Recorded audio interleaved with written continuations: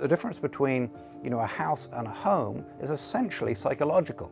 You can have the very same building and one person can feel at home at that building and somebody else doesn't feel at home at all in it.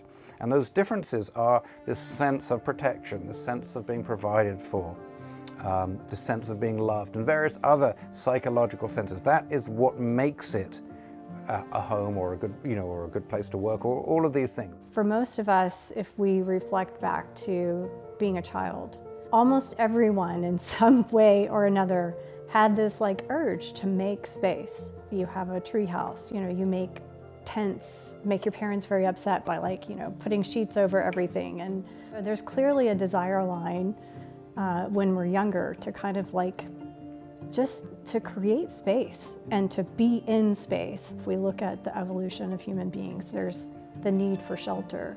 But then we move past shelter and we start doing it simply for delight, for pleasure, for joy. And I think if we can really try to tap into that and sort of contemplate the reasons why we make the decisions that we make, then we'll start to see the influence that space has on us.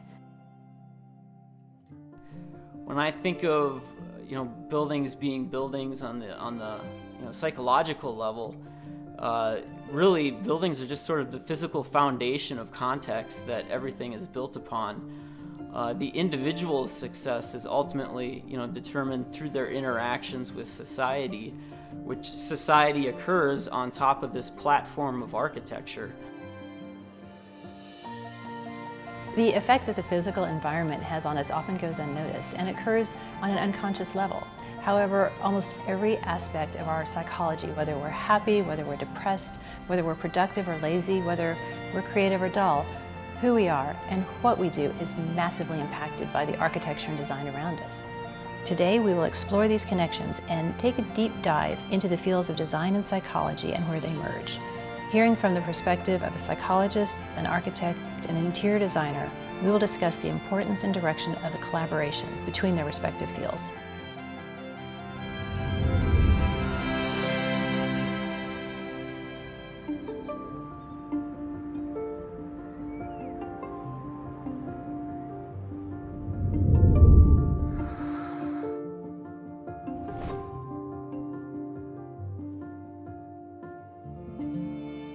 I'm Stacey Speck, Regional Marketing Director of Cushing, Terrell in Austin, and have collaborated with Joel Anderson and Sam Gosling on research that we are excited to talk with you about today. My name is Tammy Glass. I am a faculty member at the University of Texas. I spent a little over a decade teaching in the School of Architecture, and now I'm actually teaching in a design and health program in the College of Fine Arts. My name is Joel Anderson. I'm an architect and associate principal of design and sustainability at Cushing Terrell Architects and Engineers. I'm Sam Gosling. I'm a professor of psychology at the University of Texas, and I study the interactions between spaces and people who live in them. I think we certainly can shape our psychology by the things we do in spaces, and in fact we do that all the time ourselves. So we may get a desk calendar as a way of making ourselves more organized, or we may get fragrant candles and soft lighting, and we do things to the spaces ourselves in order to try to make ourselves feel and behave certain ways. I think it's quite hard to actually change our personalities. I don't think you're really ever going to turn an extrovert into an introvert or an introvert into an extrovert, but you may change our behaviors a little bit in that way. The environment is not going to control or change or completely shape your mood, but it could be the thing that sort of tips the scales. If you're already having a bad day and you go to work and the things that you're needing to accomplish, the space isn't conducive to that, it could be something that actually, it becomes an aggravation or a frustration for you, and it could just, tip your mood to be that much worse. There was a famous study done by social science researcher Roger Ulrich between 1972 and 1982. Ulrich investigated the effect that views from windows had on patients recovering from the very same type of surgery. He studied a hospital that had rooms on either side of a corridor. One side had patient rooms overlooking windows that had a beautiful courtyard and trees. The other side had windows that looked just directly into a brick wall of the building next to it. He discovered that patients recovering from the same surgery, whose hospital rooms had views overlooking trees, required less pain medication, and had shorter hospital stays than those whose rooms just overlooked brick walls. Were the doctors intentionally thinking, I'll put this patient in a room with a view of trees to heal faster? Probably not. But does it make a difference? Is it powerful? Absolutely, according to Ulrich's study. Humans living inside of buildings is significant, obviously, and so the connection to the human and the building is very important. It's been something that's been in the radar of architects and interior designers for quite a while, but the whole connection to how you relate to all the pieces of design, the furniture, everything really kind of creates who you are. It's part of that contextual environment that defines a person.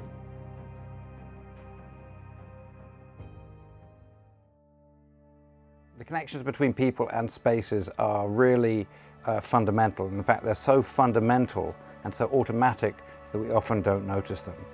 In our research, we have outlined essentially 3 different ways in which people connect to the spaces in which they live and work.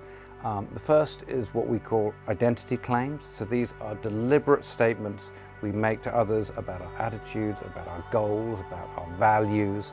So just as you might put a bumper sticker on a car or some little signature at the bottom of your email, you might put something up in your physical space that says to others, hey, this is who I am, this is something about my values, maybe this is something about my culture, this is something I want you to know about me.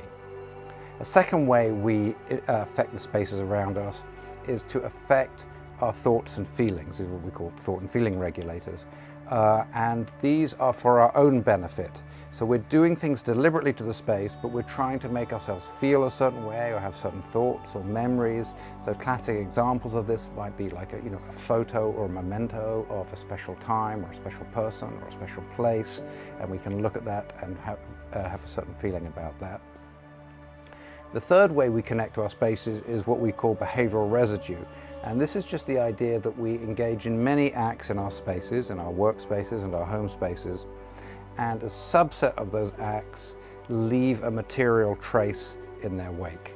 So the most obvious example of that is having a messy space, right? You have a messy space because you didn't put something away. You have a neat space because you did put something away. So these are acts that are reflected in the space.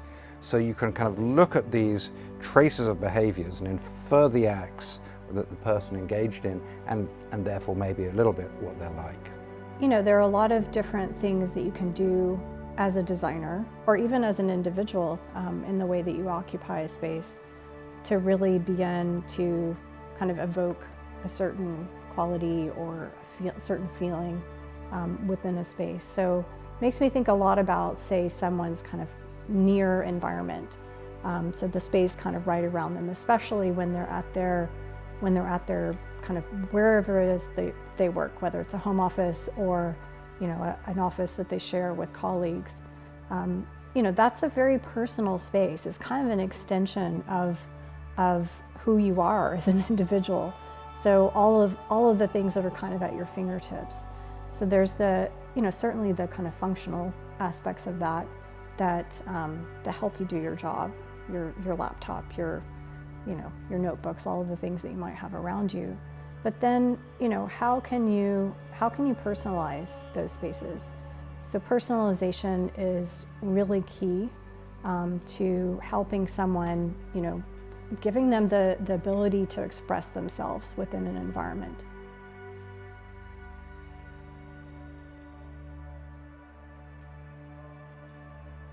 Architecture and design affects our lives every day. How we learn in schools, heal in healthcare settings, how we can focus or be more creative at work.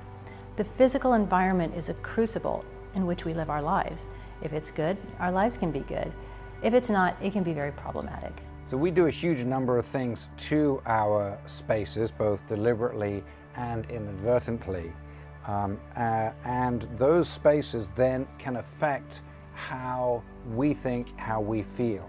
And I think, in fact, there's a whole field known as emotion regulation. That is, how do we control our emotions? And some of the ways we do it are doing things like listening to certain types of music, but other ways we do it are maybe trying not to think about something, avoiding something. So the emotion regulation is incredibly important, but I think perhaps the most pervasive form of emotion regulation is actually in situation selection, where we go in our spaces, how we use our spaces. You know, we spend our entire lives with these sort of constructed environments around us, so we're completely immersed in that, and you know, it sort of fills our everything. You know, it's everything that we touch. It sets the stage for our entire lives. So it's a constant backdrop to everything that we do. But it can be an enabler. It can be something that helps you accomplish something that you want to do. It can be something that influences your mood, your perspective on life, the way that you have interactions with your family, your friends, with coworkers. It in many ways influences every aspect of your life. And so obviously your kind of mental and psychological condition, it has a huge impact on that.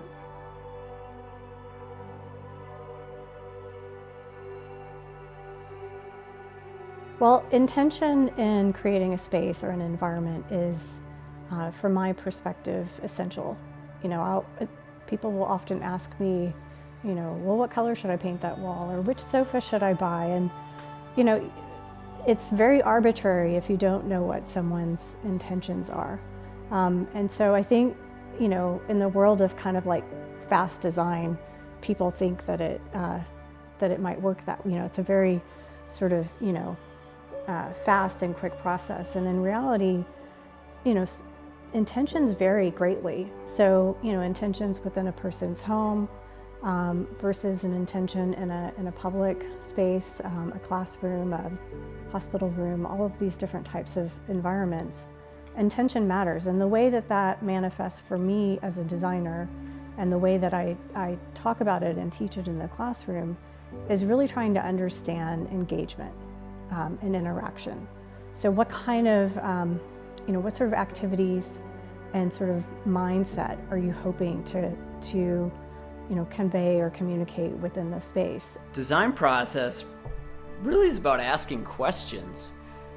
And how you ask those questions can, you know, really frame how a design process goes. But ultimately, for us, it starts with research and learning about where our client or the organization that we're working for, what their goals are trying to achieve, surveying their understanding, their personnel, their people, their culture. I mean, you kind of could connect brand and culture together if you wanted to, because it kind of can be the same thing. But if the culture feels right and you are designing within that culture and the context of the community, I feel like that's really some of the stronger pieces right there. So there's a very famous quote in personality psychology that said, in some ways we're like all other people, in some ways we're like some other people, and in some ways we're like no other people. And I think you can really apply this also to architectural and design preferences.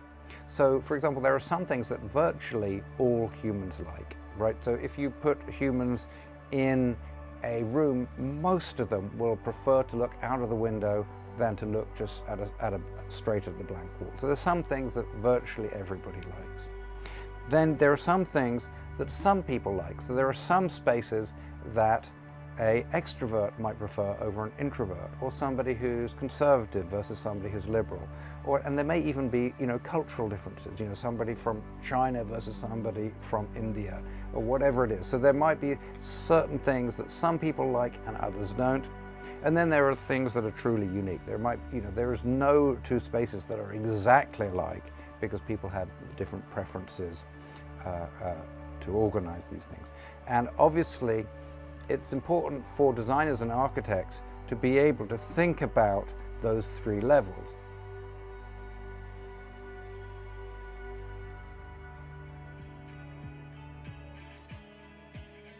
I've been interested in this connection between space and psychology and how one field can hopefully inform the other for good. And occasionally I will find architects who seem to see it the way I do, and that's always tremendously exciting. But this is the first time really I found a group who said, okay, let's go for it. Let's see if we can do some research and find things out.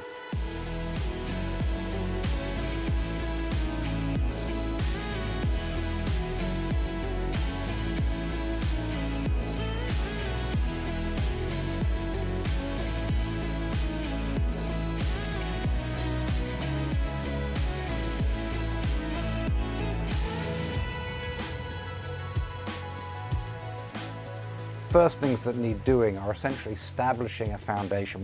We don't even have a framework or a language to be able to systematically describe spaces.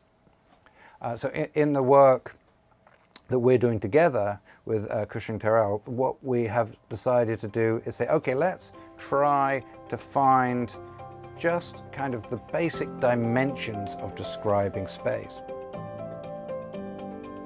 The process was that we gave people a selection of words to describe the feelings that they most desired in different spaces of an office.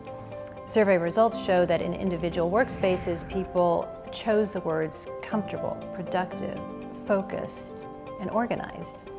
In social gathering spaces like the kitchen and the break room, people chose the words entertaining, fun, friendly, and communal. These are completely different emotional states. So it would make sense that designers use completely different design vocabularies that include different colors, materials, the light quality be different. In the Austin office, we've got various different levels of focus. There's the individual focus where somebody is working by themselves, solo, working on a project, and we really want the team member to be in sort of a flow state, getting their ideas out, they're doing their work. There's a sense of production being done. They're really trained into what they're doing. And then as things break out, collaborative groups can come together and kind of reframework and structure the direction the team is going. There's a large conference room and it's got glass on 3 sides. One of them is an interior wall that opens up into our social gathering space. Some of the better real estate within the office, I think that's a really strong value, is to sort of put the best views democratically to the group. There are several spaces that I love in the office. My favorite is the east side of the building. It has a common area with a fantastic view of the Capitol. I love that anyone can use it. When I'm there, I feel like we're connected to something bigger, something important, but that we're not pretentious. It could be that everybody wants to have the same sense when they're in their office. That would make sense. And there are probably some spaces that elicit more uniform responses than others. Or it could be that there's a set of 3 things that everybody wants in their office, or a set of 1 thing that some people, the extroverts want, instead of something else that introverts want. So essentially that's what this sort of first wave of research has been about.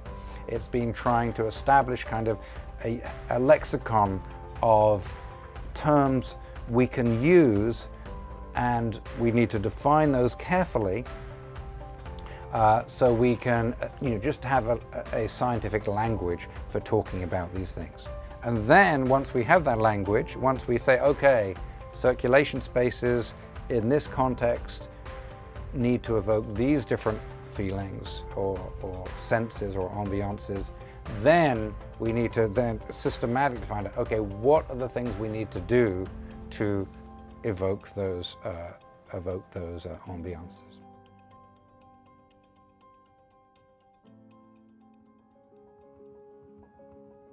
What I think could really be beneficial about the work that, say, Sam is doing and other psychologists are doing is that they can sort of kickstart the process. So they can tell you in concrete terms, based on the research that they've conducted, certain preferences that people have, or a lot of Sam's work is around personality psychology, and so I know that they haven't completely mapped personality traits to kind of qualities of interior space and how people occupy space.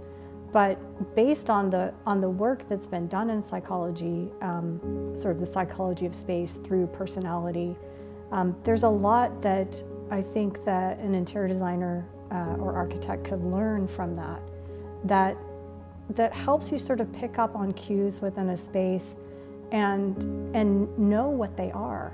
So first of all, it makes you more aware. You can look around an environment and start to understand, like, oh, that's an identity claim. Oh, that's representation of something that has a psychological sort of background to it or influence to it. And then you can build from there. We psychologists have done an absolutely terrible job at studying things and packaging the findings in a way that architects and designers can actually use in their work.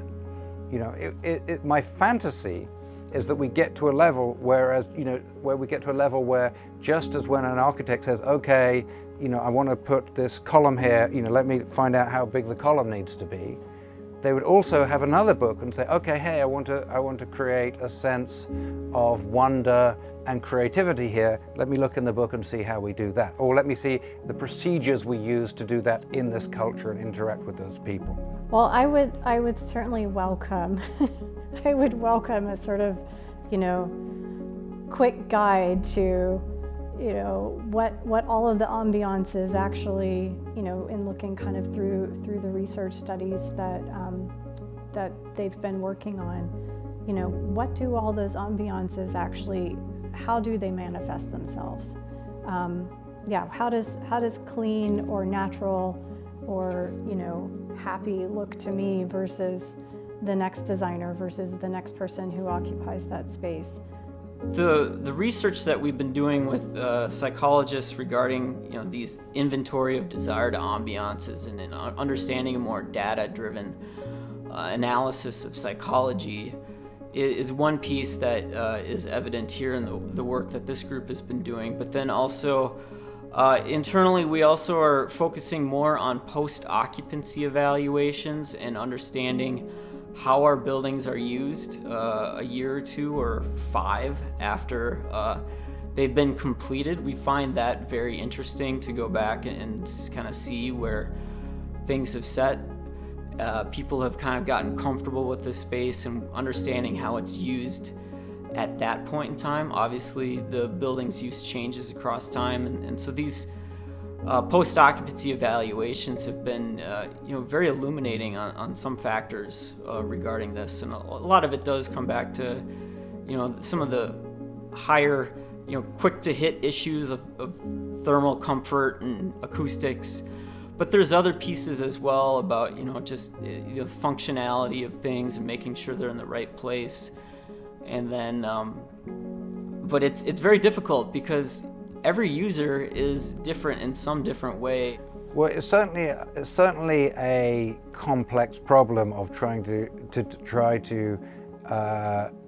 apply psychological principles to building design that will work as you think they will, and there will certainly be errors in doing it. There have been famous errors in the field of psychology, in the field of social housing, where people said, all right, let's integrate psychology into social housing, and it just didn't go at all as people thought it would. They thought there would be these beautiful cities in the sky, and they turned out to be these places where people felt isolated and unsafe and unhealthy. So it doesn't always work. So I agree that it is hard, and I think we should start simply.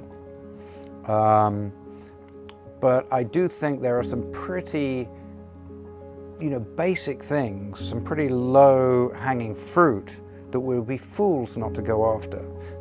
Just to give one example, so for example, we know a lot about something like sleep and the determinants of sleep and how the brain works in terms of needing certain types of light and certain types of sound and those sorts of things.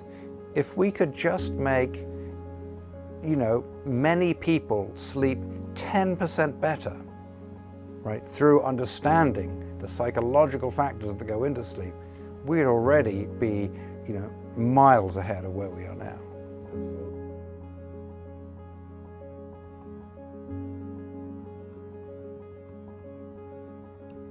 There is so much in the intuitive level of design that psychologists understand in terms of personality traits, and I think these need to be some of these ideas need to be core knowledge functions for architects as they think about designing spaces. I think it's really tempting for all of us to kind of use our intuitions about what kind of a space would be good for people in general, or good for people within a certain industry, or good for certain types of people.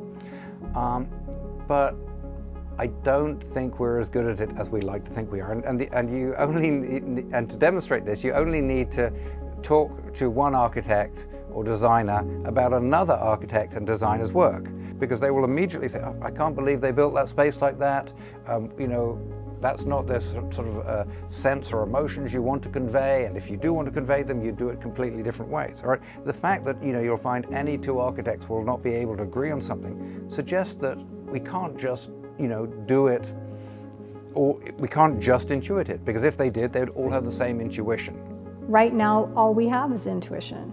And we certainly, designers are certainly not equipped with the research skills to be able to conduct that kind of research themselves.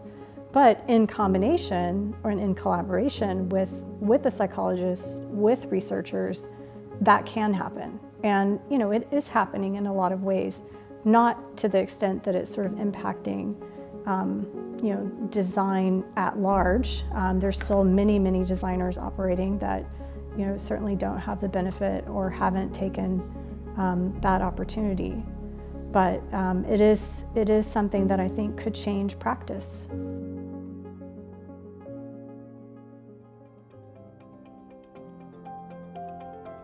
I firmly believe architects and designers need to take this as a responsibility upon themselves and their firms to engage in this in some way for the betterment of the collective good of our society. It's with good intent comes good things, and if we're designing with good intentions, then I think the world will incrementally grow to a better place. I mean, that's ultimately what we're looking for. The scope and scale of this is becoming bigger. I think there might not be enough architects and interior designers in the world or in the United States that are addressing these issues. I think there's a lot of them that want to be addressing these issues, but maybe aren't due to the work that they're doing. But when I think of it from our standpoint, the amount of square footage of tenant improvement space that we might touch is in the hundreds of thousands of square feet. And that's a lot of people that we are designing for. And so when you take the magnitude of scale here, it becomes very important. I hope that we can begin to become more evidence-based. We can set the egos aside. We can take that power and match it with a different kind of motivation and actually go out and make a greater impact. That's where I'd love to get to.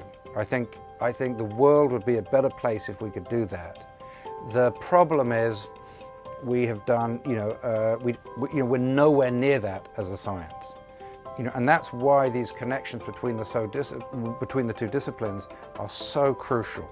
We need to be able to understand the questions that architects and designers have, and then we need to be able to do those studies. And we would have to study things in a slightly different way, but in my view, as being well worth it. Because if we could improve the effectiveness of residential and work spaces, it would be, have untold benefits across the world in terms of health, in terms of productivity. It would just be a very, very desirable place to get to.